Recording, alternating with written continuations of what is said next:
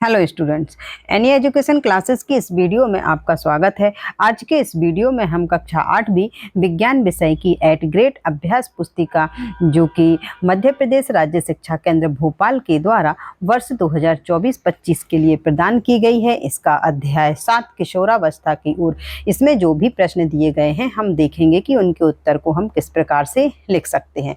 इससे पहले कि हम वीडियो स्टार्ट करें, आप चैनल को सब्सक्राइब कर लें ताकि आने वाले वीडियो का नोटिफिकेशन आपको मिल सके। चलिए तो हम स्टार्ट करते हैं आज का वीडियो, किशोरावस्था की ओर अध्याय 7।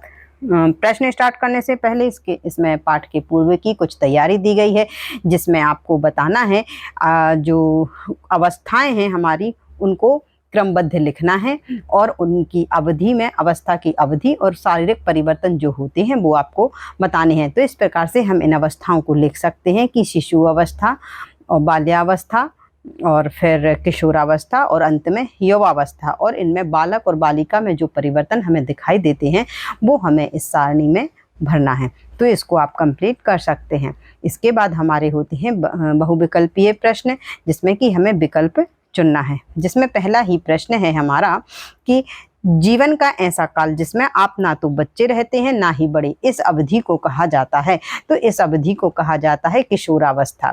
तो हमारा ऑप्शन नंबर सी सही हो जाएगा।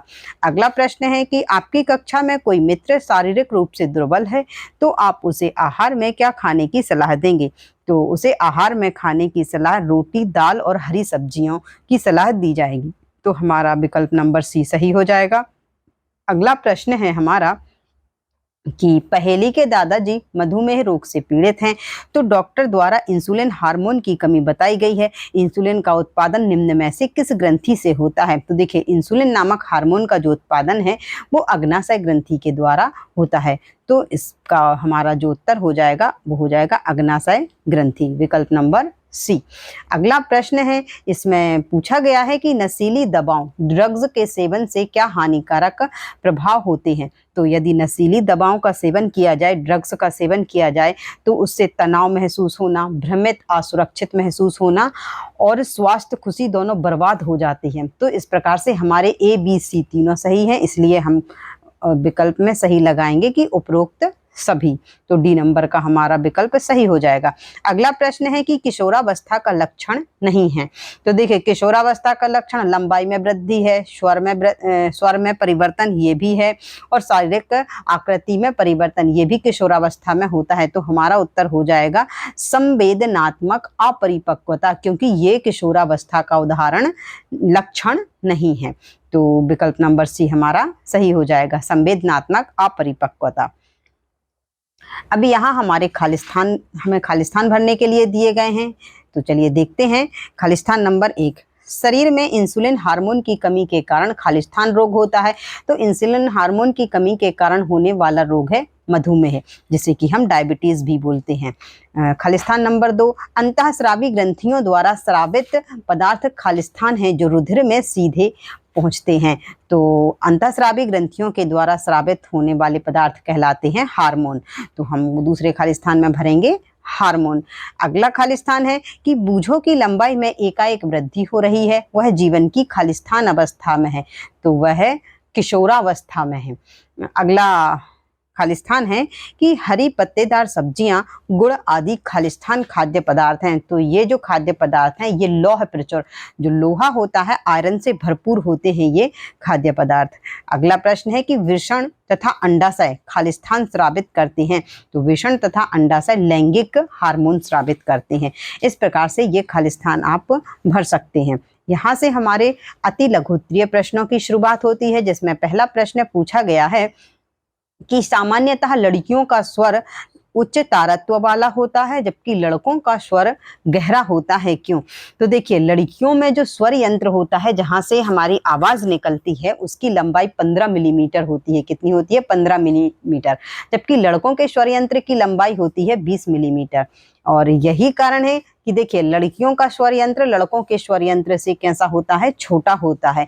यही कारण है कि लड़कियों का स्वर उच्च तारत्व वाला जबकि लड़कों का स्वर कैसा होता है? गहरा होता है। तो इस प्रकार से आप इस प्रश्न का उत्तर लिख सकते हैं। चलिए अब हम देखते हैं अगला प्रश्न कि यदि व्यक्ति के आहार में पर्याप्त आयोडीन ना हो तो क्या होगा? यदि व्यक्ति के आहार में पर्याप्त आयोडीन नहीं होगा तो उसके शरीर में आयोडीन की कमी हो जाएगी और वह ग्वाइटर नामक रोग से ग्रसित हो जाएगा।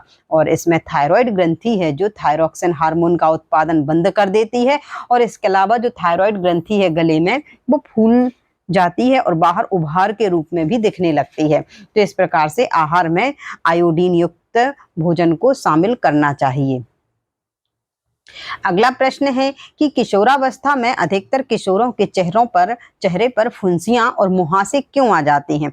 तो देखिए, किशोरावस्था में स्वेद एवं तेल ग्रंथियों का स्राव क्या हो जाता है? बढ़ जाता है। बहुत पसीना भी आता है, साथ साथ तो तेल का भी स्राव होता है, और इस कारण से इन ग्रंथियों में अधिक क्रियाशीलता के कारण किशोरावस्था में अधिकतर किशोरों के चेहरे पर फुंसियां एवं मुहासे निकल आते हैं।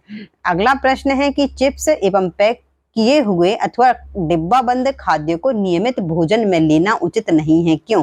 तो देखिए, चिप्स तथा पैक किए हुए जो भोजन होते हैं उनमें पोषक तत्वों की कमी होती है। क्या होता है? पोषक तत्वों की कमी होती है, और यदि हम इन्हें नियमित रूप से लेंगे तो हम बीमारी का शिकार और पोषक तत्वों की कमी का शिकार भी हो सकते हैं, और हमें बीमारियों का भी सामना करना पड़ सकता है।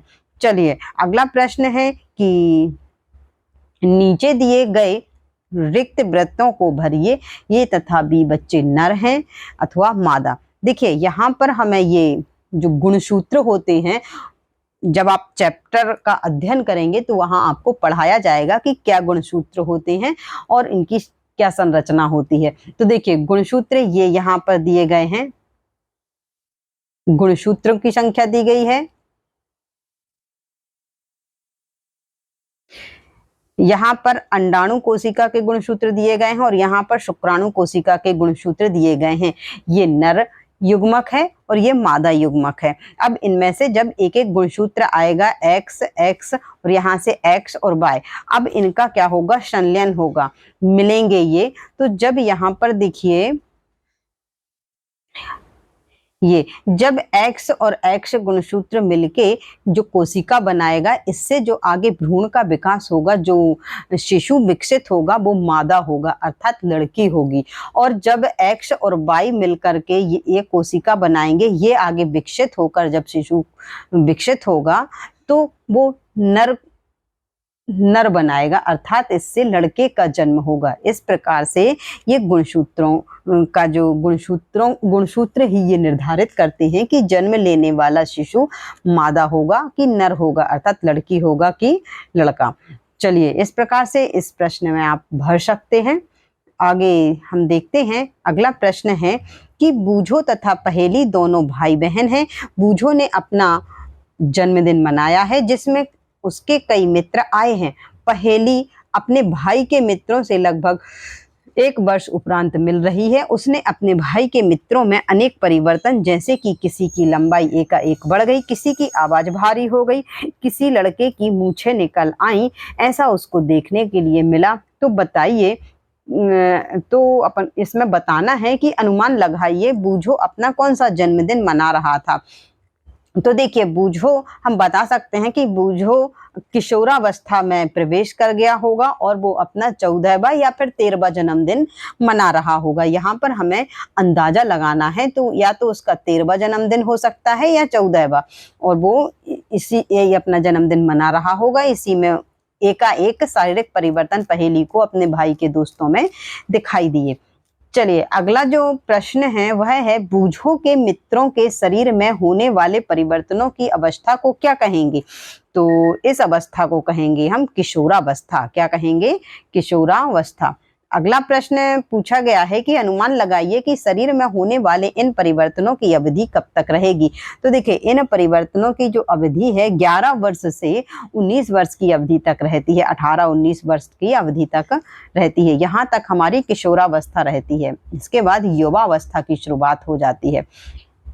अगला प्रश्न है कि पहेली ने अपने घर के पास के पोखर में मेंढक के बहुत सारे अंडे देखे। अंडे से टैडपोल में परिवर्तन के उपरांत टैडपोल वयस्क मेंढक में परिवर्तित नहीं हुए।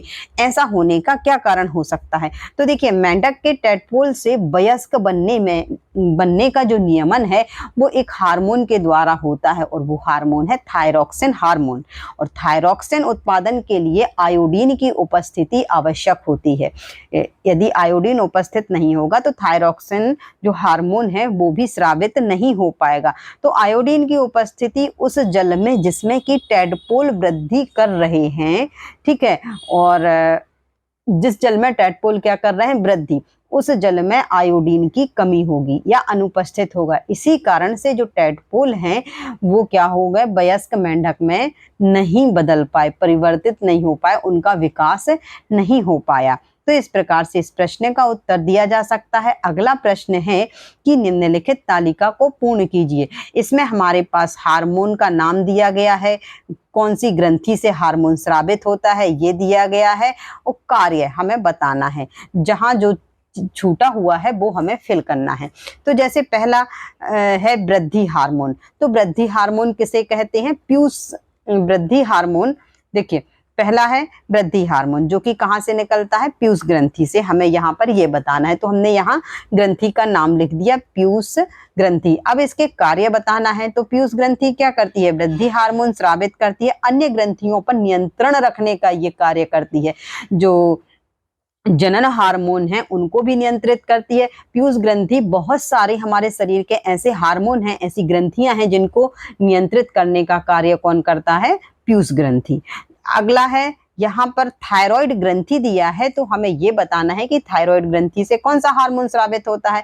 तो थायराइड ग्रंथि से थायरॉक्सिन हार्मोन स्रावित होता है और इसका कार्य क्या है, ये उपापचयी क्रियाओं का नियंत्रण करता है। उपापचयी क्रियाएं अर्थात पाचन क्रियाएं होती हैं जो उनका नियंत्रण करता है।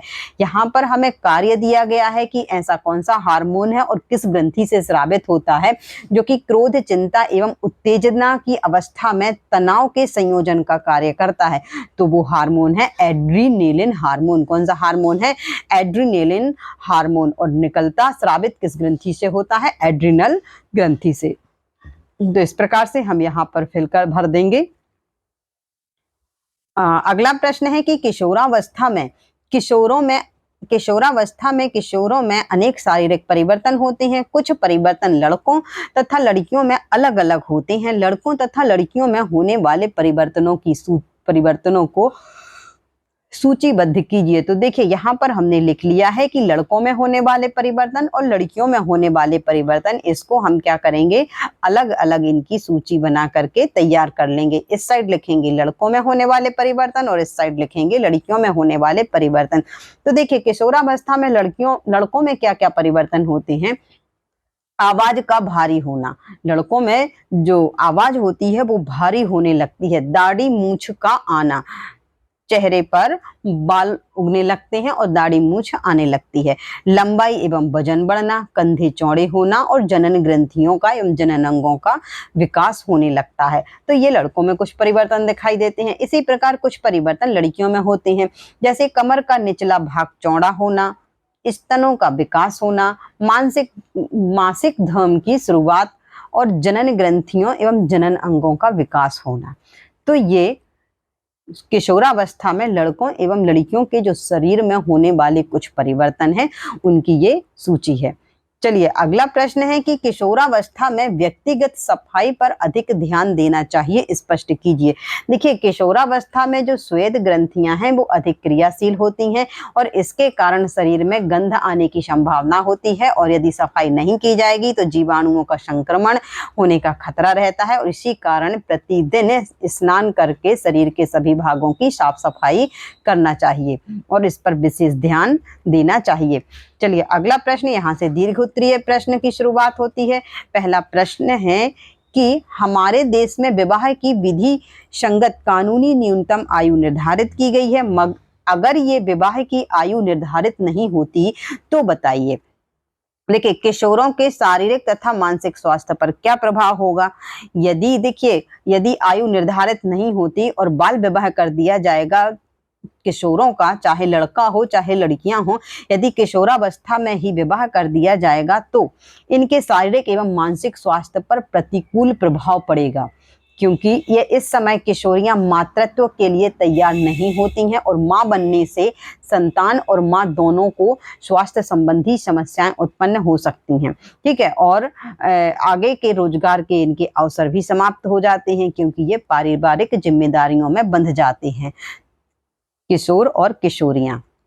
अगला जो प्रश्न है इसमें पूछा गया है कि किशोरों के विकास के अवसर पर क्या प्रभाव पड़ेगा। देखिए, बाल विवाह होने से किशोर अथवा किशोरियां पारिवारिक जिम्मेदारियां उठाने लगते हैं। क्या करने लगते हैं? पारिवारिक जो जिम्मेदारियां हैं उनको उठाने लगते हैं, जिस कारण से ये आगे विकास नहीं कर पाते और व्यवसाय के अवसरों में भी कमी आती है क्योंकि ये जिम्मेदारियों में बंध जाते हैं और अन्य कार्य में इनका फिर उतना योगदान नहीं रहता है और विकास भी नहीं कर पाते हैं।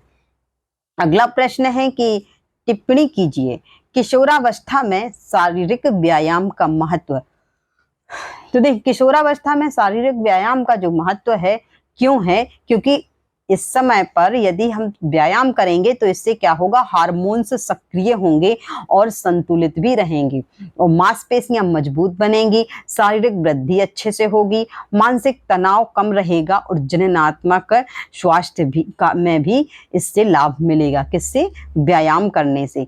अगला प्रश्न है कि किशोरावस्था में नशीली दवाओं के सेवन का स्वास्थ्य पर प्रभाव। तो देखिए, ड्रग्स एक प्रकार के क्या है? नशीले पदार्थ होते हैं और इनका सेवन करने से इनकी लत पड़ जाती है, अर्थात इन्हें बार बार लेने की इच्छा होती है, परंतु जैसे जैसे समय बीतता है तो ये हानिकारक है और यह स्वास्थ्य एवं खुशी दोनों बर्बाद कर देते हैं और इसी कारण किशोरों को इनके सेवन से बचना चाहिए। किशोरों को, सभी को इनके सेवन से बचना चाहिए।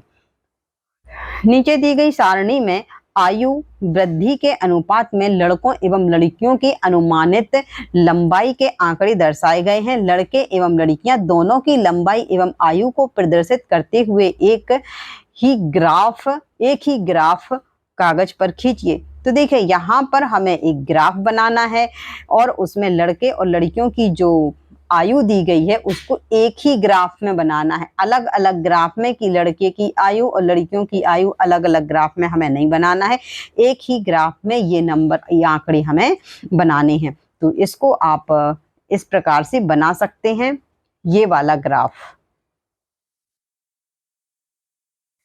इसको आप ग्राफ आपकी पाठ्य पुस्तक में दिया गया है, ये वाला ग्राफ आप इस प्रकार से बना सकते हैं। ये कलर आप भी अलग रखिएगा, जिसमें कि एक कलर लड़के के लिए प्रदर्शित होगा और एक लड़कियों के लिए। 2 कलर आप अलग अलग रख सकते हैं जिससे स्पष्ट दिखे। चलिए, इस प्रकार से आप ये ग्राफ बना लीजिएगा। इस ग्राफ से संबंधित हमें कुछ प्रश्नों के उत्तर देना है। जैसे पहला, इस ग्राफ से आप क्या निष्कर्ष निकाल सकते हैं? तो ग्राफ को देखने से देखिए, यदि हम किशोरावस्था की आयु में देखें तो इसमें लड़कियों की लंबाई लड़कों से अधिक बढ़ी हुई है। यदि हम किशोरावस्था वाली उम्र पर ध्यान दें तो हमें ये देखने को मिलता है। किस आयु वर्ग में लड़के और लड़कियों की आयु लंबाई समान है? तो 16 वर्ष की आयु में दोनों की लंबाई क्या है? समान। किस आयु वर्ग के लड़के तथा लड़कियों की लंबाई में अधिक अंतर है? तो 20 वर्ष की आयु में। तो इस प्रकार से आप इनके उत्तर दे सकते हैं। यहाँ हमारा प्रोजेक्ट 1 है। इसमें देखिए, अपने मित्रों का एक समूह बनाइए, ये आपको करना है। उनसे चर्चा कर उन खाद्य पदार्थों के नाम लिखिए जो उनके द्वारा पिछले दिन नाश्ते, दोपहर और भोजन में एवं रात्रिकालीन भोजन में खाया गया है। तो यहाँ पर आपको अपने अपने मित्रों के नाम लिखना है। 5 मित्रों के नाम लिखना है। उन्होंने नाश्ते में क्या लिया है? तो आप उन्होंने नाश्ते में जो भी लिया है आप उसका नाम लिख सकते हैं। इसके बाद दोपहर के भोजन में जो खाया है उसका नाम लिख सकते हैं और रात्रि में भोजन में जो भी लिया है वहां पर आपको अपने दोस्तों से बातचीत करके लिखना है। चलिए, इस प्रकार से आप इस सारणी को कंप्लीट कर सकते हैं। फिर यहाँ पर आपको उत्तर देने हैं सारणी को देख करके कि शरीर की समुचित वृद्धि के लिए उत्तरदायी खाद्य पदार्थ कौन से हैं। तो देखिए, शरीर की समुचित वृद्धि के लिए जो उत्तरदायी खाद्य पदार्थ होते हैं वो प्रोटीन युक्त खाद्य पदार्थ होते हैं, जैसे कि दूध, पनीर, दालें, अंकुरित दालें, ताजे फल, ये सभी क्या होते हैं? वृद्धि के लिए उत्तरदायी होते हैं।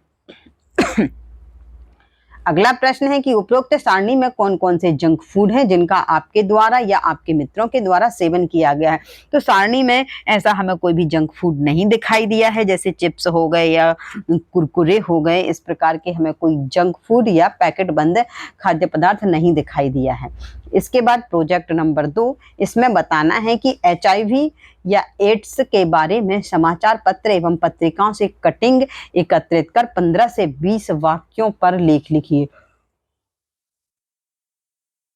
तो देखिए, इसमें आपको ये इस प्रकार से कुछ लाइंस लिख देनी है कि एड्स है जो HIV नामक वायरस से होने वाली बीमारी है, और एड्स में होता क्या है, प्रतिरोधक क्षमता कम हो जाती है, जिससे शरीर में कोई भी बीमारी आसानी से होने लगती है, और इसमें बुखार, थकान, वजन कम होना, पाचन संबंधी समस्याएं भी उत्पन्न होने लगती हैं। एड्स अन्य व्यक्ति में सिरिंज अथवा पीड़ित मां से शिशु को दूध पिलाने से भी हो सकता है, और HIV से पीड़ित व्यक्ति के साथ लैंगिक संपर्क बनाने से एड्स हो सकता है। एड्स के बारे में जागरूक होने की आवश्यकता है। एड्स का इलाज उपलब्ध नहीं है, इसकी रोकथाम ही इसका बचाव है, और इसके बारे में लोगों को जानकारी होनी चाहिए। इसके बाद पूछा गया है कि संक्रामक रोगों की सूची बनाइए तथा ये किन माध्यमों से एक व्यक्ति से दूसरे व्यक्ति में फैलते हैं। ऐसे रोगों की रोकथाम के लिए आप क्या उपाय करेंगे। तो देखिए, संक्रामक रोग ऐसे रोग होते हैं जो रोगी व्यक्ति द्वारा स्वस्थ व्यक्ति में जब उनके रोगाणु प्रवेश कर जाते हैं और इसके द्वारा फैलते हैं। ये कुछ रोग इस प्रकार से हैं। देखिए, आपने चैप्टर 2 में, अध्याय 2 में जो सूक्ष्म जीवों द्वारा होने वाले रोग पढ़े थे, वही वाली सारणी से आपको ये रोग लिख लेने हैं। सूक्ष्म जीव का, रोगाणु का नाम लिखना है, और संचरण का जो तरीका है वो भी आपको यहाँ से लिख लेना है। इसको आप लिख सकते हैं, और इसमें बचाव के उपाय भी दिए हुए हैं। तो ये आप सारणी में से आप अपनी जो 8th ग्रेड पुस्तिका है वहाँ पर जगह पर्याप्त दी गई है, तो ये सारणी आप बना सकते हैं। तो चलिए, इस प्रकार से हमने इस अध्याय के सारे जो प्रश्न हैं उनके उत्तर को देख लिया है, प्रोजेक्ट कार्य भी देख लिए हैं कि आप कैसे कर सकते हैं। और इस प्रकार से यदि आपको वीडियो पसंद आया हो तो वीडियो को लाइक करें, चैनल को सब्सक्राइब अवश्य कर लें ताकि आने वाले वीडियो का नोटिफिकेशन आपको मिल सके। तो चलिए, मिलते हैं हम अपने अगले वीडियो में। खुश रहिए, मस्त रहिए, ऐसे ही पढ़ाई को करते रहिए। जय हिंद, जय भारत।